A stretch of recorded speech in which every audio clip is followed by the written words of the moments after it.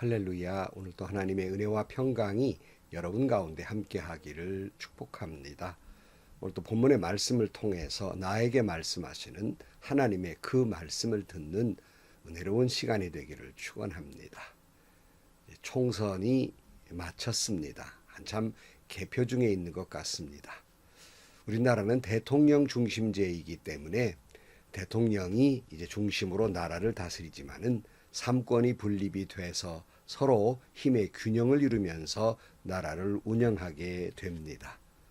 대통령도 이 나라를 혼자 다스릴 수 있는 것이 아니라 또 많은 인재들을 발탁해서 조각을 해서 나라를 운영하게 되고, 또 우리가 이번에 총선을 통해서 국회의원을 뽑은 것처럼 또 국회의원들은 국회에서 입법을 함으로써 그 법을 만들므로써 나라를 다스리게 됩니다. 우리가 인사가 만사라는 말이 있지 않습니까? 사람을 잘 뽑아서 잘 요소요소에 배치하는 것이 굉장히 중요한 일입니다. 우리나라도 앞으로 하나님을 두려워할 줄 알고 하나님을 믿는 지혜로운 사람들이 대통령, 국회의원, 법판사들이 되어서 이 나라가 더욱 하나님을 가까이 하고 이 나라가 더욱 하나님의 지혜로 운행되어지는 행복한 나라가 되기를 주의 이름으로 축원합니다. 오늘 아침 하나님께서 우리에게 허락해 주신 말씀은 열왕기상 4장 1절에서 19절 말씀입니다. 솔로몬 왕이 온 이스라엘을 다스리는 왕이 되었을 때 그가 거느린 고급 관리들은 다음과 같다. 사독의 아들 아사랴는 제사장이고 시사의 아들 엘리호렙과 아이야는 서기관이고 아이롯의 아들 여호사밧은 역사 기록관이고 여호야다의 아들 분하야는 군사령관이고 사독과 아비아달은 제사장이고 나단의 아들 아사랴는 관리를 지휘하는 장관이고 나단의 아들 사봇은 제사장 겸 왕의 개인 자문관이고 아이살은 국내 대신이고 압다의 아들 아도니람은 강제 노역 책임자였다. 솔로몬은 온 이스라엘 지역에다가 관리를 지휘하는 장관 12를 두었는데 그들은 각각 한 사람이 한 해 한 달씩 왕과 왕실에 쓸 먹거리를 대는 책임을 졌다. 그의 이름은 다음과 같다. 에브라임 산간 지역은 벳훌이 맡았다. 마가스와 사할빔과 베세메스와 엘론 벳 하난 지역은 벤데겔이 맡았다. 아르붓과 소고와 헤벨 전 지역은 벤 헤셋이 맡았다. 돌의 고지대 전 지역은 벤 아비나답이 맡았는데 그는 솔로몬의 딸 다밧의 남편이다. 다낙과 무깃도와 이스르엘 아래 사르단 옆에 있는 벳산 전 지역과 저 멀리 아벨 무홀라와 용르암에 이르는 지역은 아일룻의 아들 바하나가 맡았다. 길르앗의 라못 지역과 길르앗에 있는 므낫세의 아들 야일의 모든 동네와 바산에 있는 아르곱 지역의 성벽과 놋빗장을 갖춘 60개의 큰 성읍은 벤게벨이 맡았다. 마하나임 지역은 이또의 아들 아히나답이 맡았다. 납달리 지역은 솔로몬의 딸 바스마스 남편 아히마아스가 맡았다. 야셀과 아롯 지역은 후세의 아들 바하나가 맡았다. 이사갈 지역은 바루아의 아들 여호사밧이 맡았다. 베냐민 지역은 엘라의 아들 시므이가 맡았다. 길르앗 땅은 우리의 아들 게벨이 맡았다.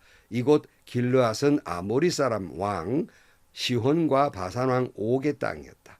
이 12 밖에도 온 땅을 맡아서 관리하는 장관이 따로 있었다. 아멘. 지혜의 왕이었던 솔로몬도 이스라엘을 다스리는데 혼자 다스릴 수가 없었어요. 내각을 조각하게 됩니다. 오늘 앞에 부분만 조금만 읽으면 1절에 보면 솔로몬 왕이 온 이스라엘을 다스리는 왕이 되었을 때 그가 거느린 고급 관리들은 다음과 같다. 사독의 아들 아사랴는 제사장이고 시사의 아들 엘리호렙과 아이야는 서기관이고 아힐루스의 아들 여호사밧은 역사관이고 여호야다의 아들 브나야는 군사령관이고 사독과 아비아달은 제사장이고 그랬습니다. 솔로몬은 그가 아무리 지혜로운 왕이었다 하더라도 그 큰 나라를 혼자 다스릴 수 있는 것은 아닙니다. 그래서 주변의 인물들을 요소요새 필요한 관리들을 발탁해서 일을 맡기게 됩니다. 이와 같이 여러분, 하나님의 일도 혼자 할 수 있는 게 아닙니다.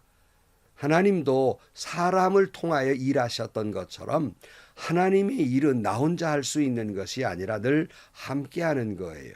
그래서 예수님께서도 제자들을 파송할 때 둘씩 파송하듯이 우리가 하나님 앞에 예배를 드리는 이 그리스도의 몸인 교회, 그 머릿돌 되신 예수 그리스도를 중심으로 해서 함께 서로 요소요소에 그리스도의 몸을 이루어가는, 함께 지어져가는 그러한 성도인 것입니다.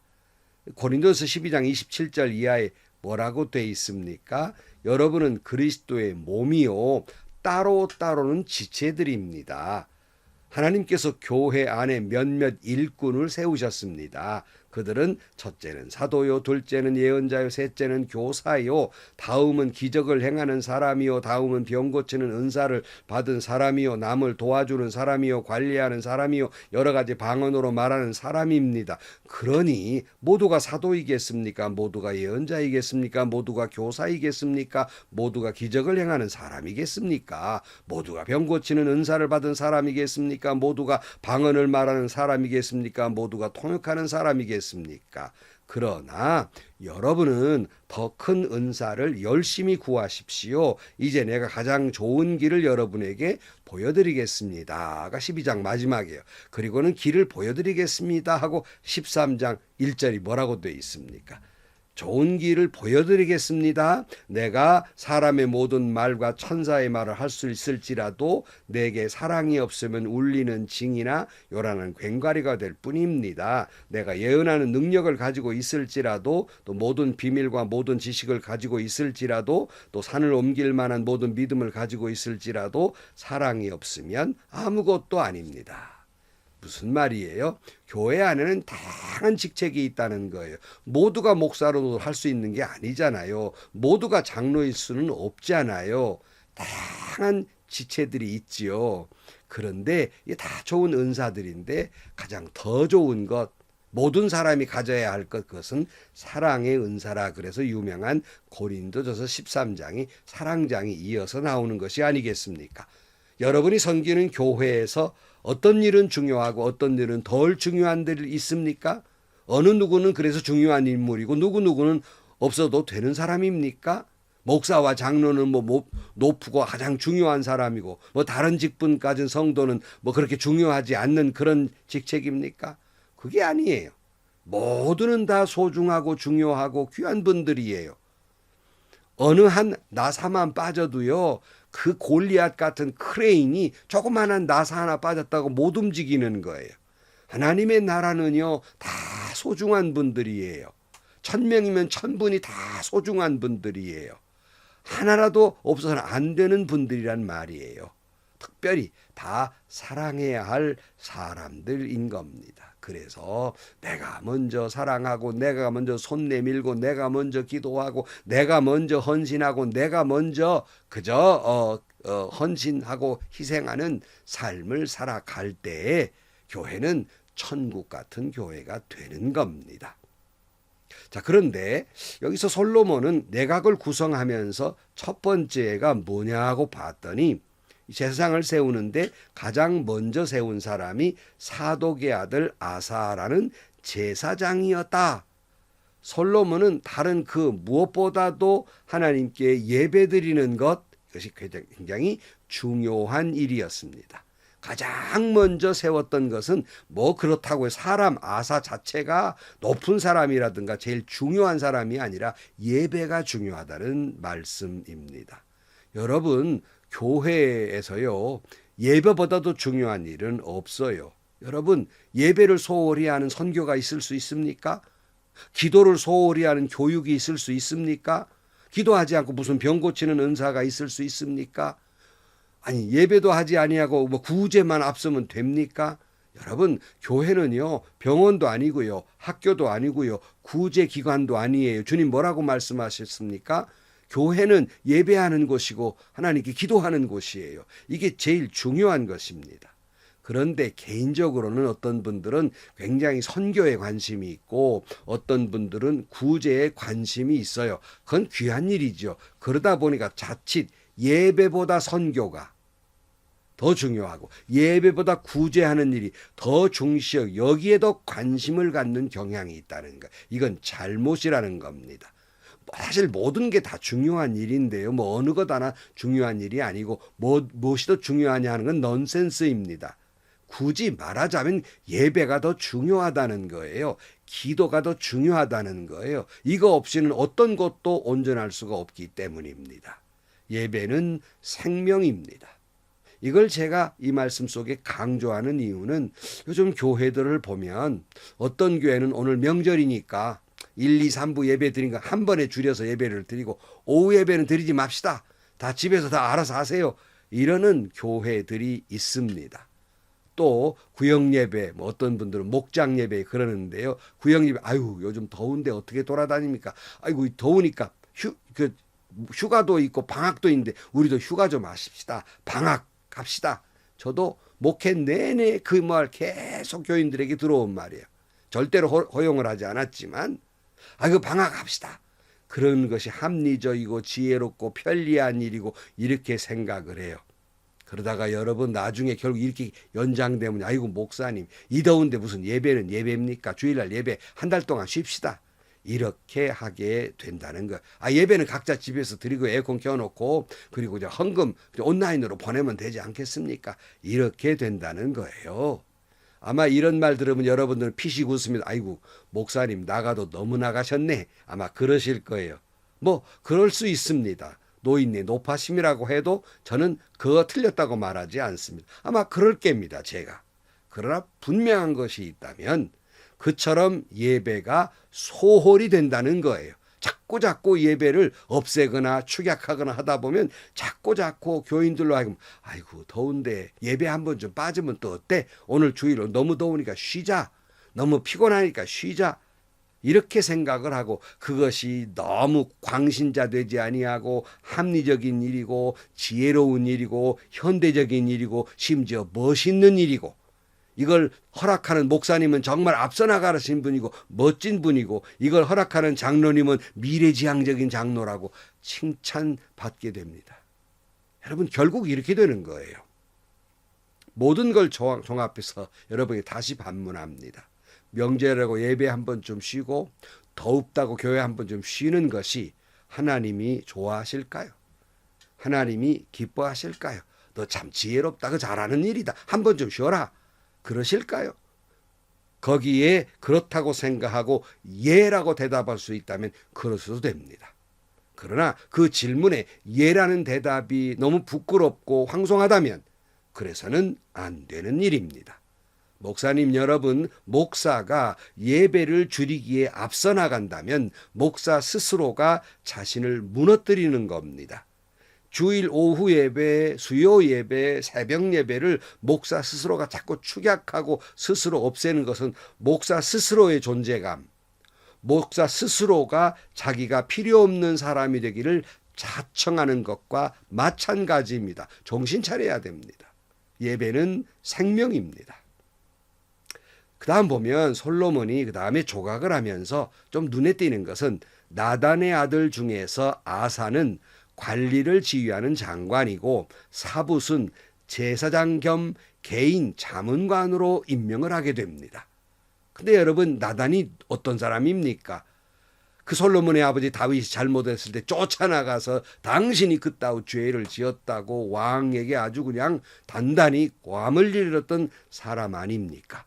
그래 신랄하게 비판하고 다윗이 그저 회개하게 만든 사람 아닙니까? 근데 솔로몬이 그 아들을 그것도 아니고 제사장을 개인 자문관으로 임명했다는 건 뭡니까? 혹시라도 자기도 행여 아버지처럼 뭔가 자기도 모르게 실수하고 잘못된 것이 있다면 언제든지 신랄하게 자문하고 혼내주고 그렇게 해달라고 자청하고 있는 것으로 저는 보여집니다. 우리가 누구를 비판해서는 안 되지만 그것이 하나님의 말씀을 통해서 나의 잘못을 그저 회개를 촉구하고 있는 말씀이라면, 그런 신랄한 설교라면 우리는 아멘 아멘 하고 겸손히 들을 줄 아는 사람이 되어야 합니다. 다윗처럼 나단 선지자가 자신에게 잘못을 지적했을 때 얼른 인정하고 내가 하나님 앞에 죄를 지었습니다 하고 회개할 줄 아는 그런 성숙한 신앙인들이 되기를 축복합니다. 솔로몬은 그래 달라고 나단의 아들을 자기의 개인 자문관으로 임명하기도 합니다. 그러나 솔로몬의 이런 인사가 완벽한 것 같지만 그렇지 못한 부분이 많아요. 그래서 물론 아버지의 충복들, 또 그리고 그 주변에 있는 사람들 또 발탁을 해서 세워가지고 조각을 아주 지혜롭게 잘한 것 같지만, 때로는 너무나도 자기 측근들만을 세워서 나중에 후에 문제가 발생하고 나라가 아주 두 나라로 아주 갈리게 되는 이런 불행을 겪게 됩니다. 사랑하는 성도 여러분, 우리가 아무리 말씀을 보고 기도하면서 하나님의 지혜로 일한다고 할지라도 우리는 불완전한 존재입니다. 그래서 언제 어느 때 어떻게 하나님께서 원하시지 않는 방향으로 갈지, 언제 어떻게 실수할지 우리는 잘 모르는 불완전한 존재고 나도 모르게 넘어지고 자빠질 수밖에 없는 존재입니다. 그러기에 솔로몬 같은 지혜로운 사람도 하나님이 주신 지혜로 일한다고 했는데 자기 잔꾀가 돼버려서 망해버렸지 않습니까? 그러므로 우리는 하나님 앞에 또 겸손해야 됩니다.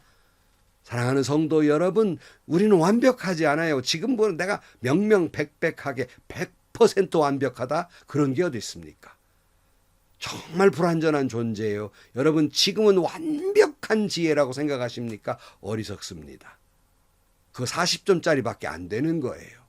그러니 하나님께 더 지혜를 구하고 더 무릎 꿇고 기도하고 더 나를 자문해 주는 사람들, 잘못을 지적해 주는 사람들을 주변에 두는 것이 아니겠습니까? 그래서 또 겸손해야 하는 것이에요. 성도 여러분, 말씀을 마치면서 하나님의 일, 그것은 혼자 하는 게 아니에요. 지혜로운 솔로몬도 여러 사람을 주변에 두어서 함께 했습니다. 여러분, 교회 안에서 하나님의 일, 그리스도 사랑 안에서 합력하여 선을 이루어 가기를 축복합니다. 내가 먼저 희생하고 내가 먼저 헌신해야 할 것입니다.